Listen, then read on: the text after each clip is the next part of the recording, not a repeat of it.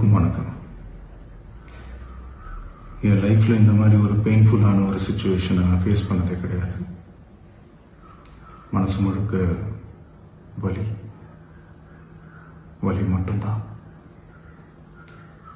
இந்த சுற்றுப்பயணத்தில் என்னென்ன மக்கள் பார்க்க வராங்க, அதுக்கு ஒரே ஒரு காரணம் தான் அவங்க என் மேலே வச்சிருக்கிற அன்பும் பாசம்.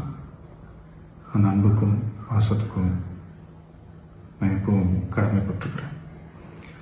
அதனால தான் இந்த சுற்றுப்பயணத்தில் மற்ற எல்லா விஷயங்களையும் தாண்டி மக்களுடைய சேஃப்டி, அதில் எந்த காம்ப்ரமைஸும் பண்ணிடக்கூடாதுன்றதுக்காக தான் அது என் மனசில் ரொம்ப ஆழமாக இருக்கும் அந்த எண்ணம்.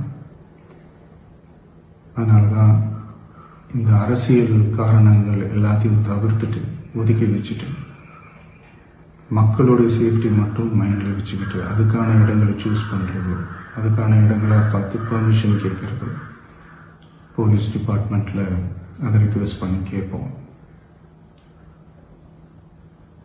ஆனால்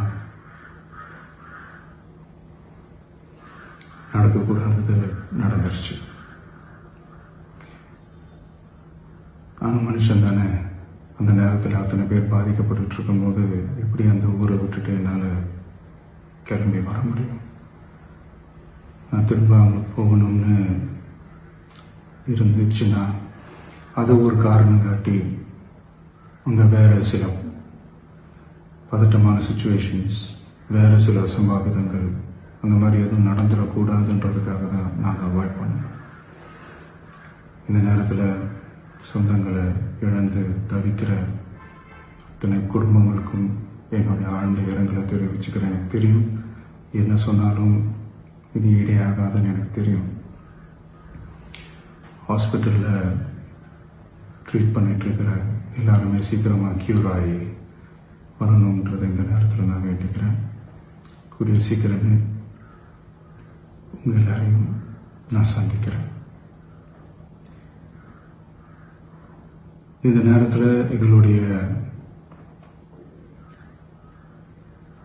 வலிகளை, எங்களுடைய நிலைமையை புரிஞ்சுக்கிட்டு எங்களுக்காக பேசின அரசியல் கட்சிகளை சார்ந்த நண்பர்கள், தலைவர்கள் அனைவருக்கும் என்னுடைய நன்றியை தெரிவிச்சுக்கிறேன். கிட்டத்தட்ட ஒரு 5 மாவட்டத்துக்கு பிரச்சாரத்துக்கு போனோம். இந்த மாதிரி எதுவுமே நடக்கல. ஆனால் கரூரில் மட்டும் ஏன் எப்படி நடக்குது? எப்படி நடக்குது?